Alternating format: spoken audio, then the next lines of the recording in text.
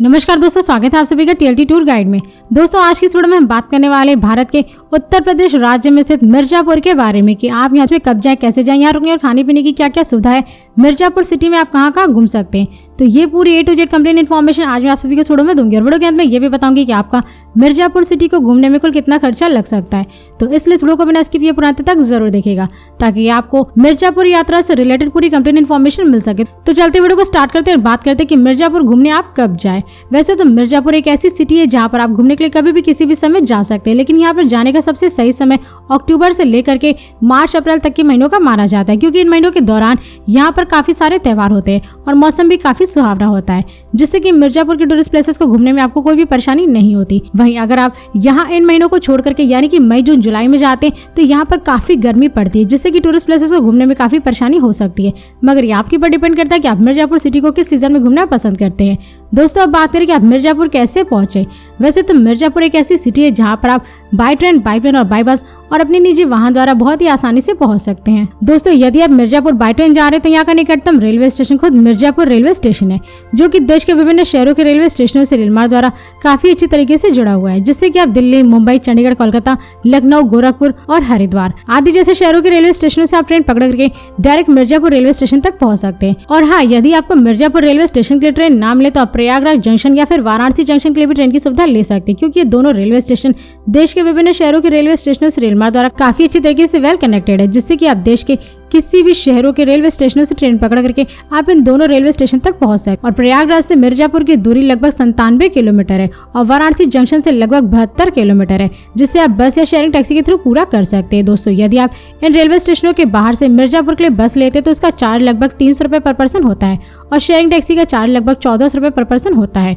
और दोस्तों यदि आप मिर्जापुर बाई फ्लाइट जाना चाहते हैं तो यहाँ का नजदीकी एयरपोर्ट वाराणसी में स्थित लाल बहादुर शास्त्री इंटरनेशनल एयरपोर्ट है, जो कि देश के विभिन्न शहरों के एयरपोर्टों से एयरलाइंस के द्वारा काफी अच्छे तरीके से जुड़ा हुआ है, जिससे कि आप दिल्ली, चंडीगढ़, लखनऊ, अयोध्या, अमृतसर, कोचिन, मुंबई, हैदराबाद, कोलकाता, चेन्नई और बैंगलोर आदि जैसे शहरों के एयरपोर्टों से आप फ्लाइट पकड़ के डायरेक्ट वाराणसी के एयरपोर्ट तक पहुंच सकते हैं। और इस एयरपोर्ट से मिर्जापुर की दूरी लगभग 72 किलोमीटर है, जिससे आप बाई बस या रिजर्व टैक्सी के थ्रू पूरा कर सकते हैं। दोस्तों यदि आप इस एयरपोर्ट के बाहर से मिर्जापुर सिटी के लिए बस लेते हैं तो उसका चार्ज लगभग 200 रुपए पर पर्सन होता है और रिजर्व टैक्सी का चार्ज लगभग 1400 रुपए तक होता है। और दोस्तों यदि आप मिर्जापुर बाई बस जाना चाहते हैं तो मिर्जापुर के लिए आपको डायरेक्ट बस प्रयागराज, वाराणसी, दिल्ली, सोनभद्र, मध्य प्रदेश और उत्तर प्रदेश राज्य के विभिन्न शहरों से आपको बस की सुविधा मिल जाएगी, जिससे कि आप इन शहरों से बस पकड़ करके डायरेक्ट मिर्जापुर तक पहुंच सकते हैं। इसके अलावा यदि आप मिर्जापुर अपने निजी वाहन, कार या बाइक से जाना चाहते हैं तो आप यहाँ पर बहुत ही आसानी से पहुंच सकते हैं, क्योंकि उत्तर प्रदेश राज्य में स्थित मिर्जापुर जिले की सड़कें देश के विभिन्न शहरों से सड़क मार्ग द्वारा काफी अच्छी तरीके से जुड़ी हुई है।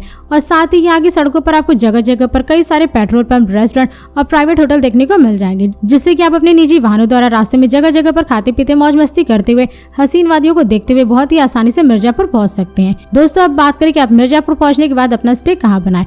वैसे तो मिर्जापुर एक ऐसी सिटी है जहाँ पर आपको स्टे करने के लिए बहुत सारे प्राइवेट होटल और धर्मशाला देखने को मिल जाएंगे, जिन्हें आप बुक करके स्टे कर सकते हैं। लेकिन अगर आप मिर्जापुर घूमने के लिए अपनी फैमिली और दोस्तों के साथ जा रहे हैं और एक अच्छी लोकेशन पर अपने रूम की बुकिंग करना चाहते हैं तो आप मिर्जापुर सिटी में लगभग 1000 से 2000 रुपए तक में काफी अच्छे रूम बुक कर सकते हैं। लेकिन यदि आप यहाँ पर स्टे करने के लिए एक नॉर्मल बजट होटल लेना चाहते हैं तो यहाँ पर आपको एक नॉर्मल बजट रूम लगभग 800 से 1200 रुपए तक मिल जाएगा, जिन्हें आप बुक करके स्टे कर सकते हैं।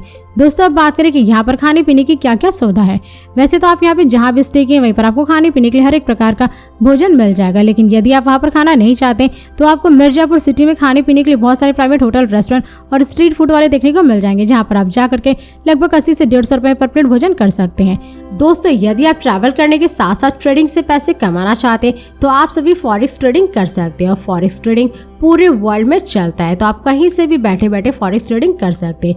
और वर्ल्ड का लीगल और बेस्ट फॉरेक्स ब्रोकर है एक्सनेस, जहां पर आप कॉपी ट्रेडिंग के साथ साथ MT4, MT5 और एक्सनेस की टर्मिनल में ट्रेडिंग कर सकते हैं। और यहाँ इंस्टेंट डिपॉजिट और इंस्टेंट विड्रॉ होता है, जिसकी फुल इन्फॉर्मेशन आप सभी को मेरे YouTube channel technical life tips और टेक्निकल माई टिप्स पे मिल जाएगी, जिसका लिंक आप सभी को मेरे वीडियो के डिस्क्रिप्शन में कमेंट बॉक्स में मिल जाएगा। तो लिंक पे क्लिक करके आप यहाँ पर अपने अकाउंट को क्रिएट कर सकते हैं, या फिर आप चाहे तो स्क्रीन पर आप सभी को QR कोड भी दिखाई दे रहा होगा, इसे स्कैन करके भी आप अपना ट्रेडिंग करना स्टार्ट कर सकते हैं। दोस्तों अब बात करें कि मिर्जापुर में सबसे पहले आप घूमने कहाँ जाएं। वैसे तो आप यहाँ पर सबसे पहले माता विंध्यवासिनी जी के दर्शन कर सकते हैं। गंगा नदी के तट पर विंध्याचल मंदिर माता विंध्यवासिनी देवी को समर्पित देवी सती के 51 शक्तिपीठों में से एक माना जाता है, जिससे कि यहाँ के लोग माता विंध्यवासिनी के दर्शन करके सुख शांति की कामना करते हैं।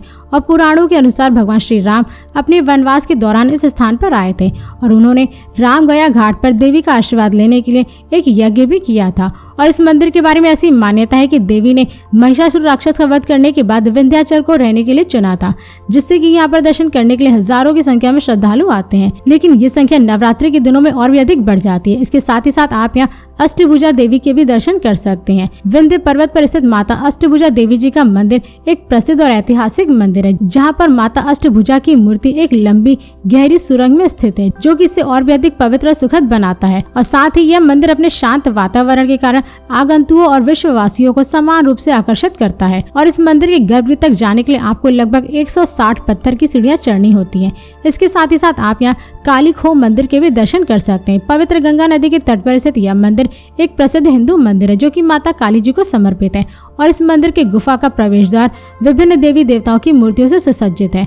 और इस मंदिर के गर्भगृह में माता काली की मूर्ति है, जो कि लगभग 5000 वर्ष से भी अधिक पुरानी मानी जाती है। और इन्हीं माता के दर्शन करने के लिए श्रद्धालु यहाँ पर काफी दूर दूर से आते हैं। इसी के साथ ही साथ आप यहाँ लाल भैरव मंदिर के भी दर्शन कर सकते हैं।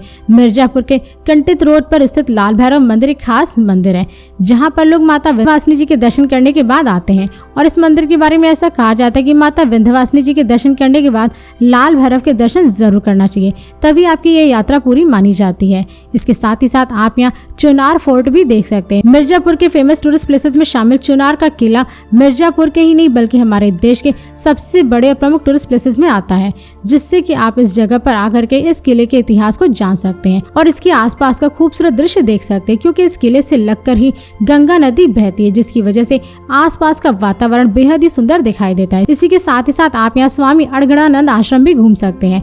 मिर्जापुर के सबसे खास दर्शनीय स्थलों में से एक इस आश्रम में समय समय पर धार्मिक कार्यक्रम देखने को मिलते हैं। साथ ही इस जगह पर आकर के आप इस जगह के धार्मिक और प्राकृतिक वातावरण का आनंद ले सकते हैं, क्योंकि यहाँ का प्राकृतिक वातावरण देखने में काफी आकर्षक लगता है। इसी के साथ ही साथ आप यहाँ विंडम फॉल भी घूमने का आनंद ले सकते हैं। विंडम फॉल मिर्जापुर का एक बहुत ही सुंदर झरना है, जिसकी वजह से यहाँ के आसपास के लोग पिकनिक मनाने के लिए यहाँ पर आते हैं। और इस जगह पर एक चिड़ियाघर, बच्चों के खेलने के लिए पार्क भी मौजूद है, जिसका आनंद आप सभी ले सकते हैं। और पथरीले रास्तों से बहने वाला यह झरना अपने यहाँ आने वाले सैलानियों को बहुत ही ज्यादा अपनी ओर आकर्षित करती है। इसी के साथ ही साथ आप यहाँ लखनिया दरी भी देख सकते हैं। मिर्जापुर के फेमस टूरिस्ट प्लेसेस में शामिल यह दरी प्राकृतिक प्रेमियों के लिए बहुत ही लाजवाब टूरिस्ट प्लेस है, जहाँ पर आपको एक प्राचीन गुफा भी देखने को मिलती है। और इस गुफा के बारे में ऐसा कहा जाता है कि यह कभी आदि मानव की बस्ती हुआ करती थी। इसी के साथ ही साथ आप यहाँ सिद्धनाथ दरी भी घूम सकते हैं। अड़गड़ानंद परमहंस आश्रम मार्ग पर स्थित बाबा सिद्धनाथ की यह दरी मिर्जापुर की एक बहुत ही खूबसूरत टूरिस्ट प्लेसेस में से एक है, जो कि प्राकृतिक प्रेमियों के लिए किसी स्वर्ग से कम नहीं है, क्योंकि यहाँ पर आपको बहुत ही शांति और सुकून का अनुभव होता है। दोस्तों, ऐसे और भी कई सारी जगह है मिर्जापुर में जहाँ पर आप सभी घूम सकते हैं, जैसे सीताकुंड, राम गया घाट, कोटरनाथ मंदिर, आलोपी दरी, अंबेडकर पार्क, टांडा वाटरफॉल्स, पक्का घाट, भंडारी देवी मंदिर आदि जैसे मिर्जापुर के टूरिस्ट प्लेसेस है, जहाँ पर आप सभी जा सकते हैं। दोस्तों, अब बात करें कि आपका मिर्जापुर को घूमने में कुल कितना खर्चा लग सकता है। वैसे तो मिर्जापुर एक ऐसी सिटी है जहाँ पर घूमने के लिए बहुत सारे प्लेसेस हैं, जिसको घूमने के लिए आपको कम से कम 3 डे 2 नाइट का ट्रिप प्लान तो जरूर करना चाहिए, क्योंकि इन 3 दिनों में आप मिर्जापुर के काफी सारे टूरिस्ट प्लेसेस को काफी अच्छे तरीके से घूम लेंगे। तो दोस्तों, यदि आप मिर्जापुर सिटी को घूमने के लिए 3 डे 2 नाइट का ट्रिप प्लान करते हैं, तो इसमें आपका कुल खर्चा लगभग 7000 रुपए पर पर्सन लग सकता है। मगर ये सारे खर्चे आपके ऊपर डिपेंड करते हैं, क्योंकि मिर्जापुर सिटी घूमने के लिए आप किस राज्य और शहर से जा रहे हैं, यहाँ पर आप कहाँ घूमेंगे, क्या क्या खरीदेंगे, और मिर्जापुर सिटी को घूमने के लिए आप कितने दिन का ट्रिप प्लान करते हैं, तो ये सारे खर्चे आपके ऊपर डिपेंड करते हैं। तो दोस्तों, इस वीडियो को यहीं पर समाप्त करते हैं। और यदि ये वीडियो आप सभी को पसंद आए तो इस वीडियो को लाइक करें और चैनल को सब्सक्राइब जरूर करें। इसके साथ ही बेल आइकन जरूर दबाएं, ताकि ऐसे मेरी नई वीडियोस आपके पास सबसे पहले पहुंचे। तो फिर मिलते हैं नेक्स्ट वीडियो में। धन्यवाद।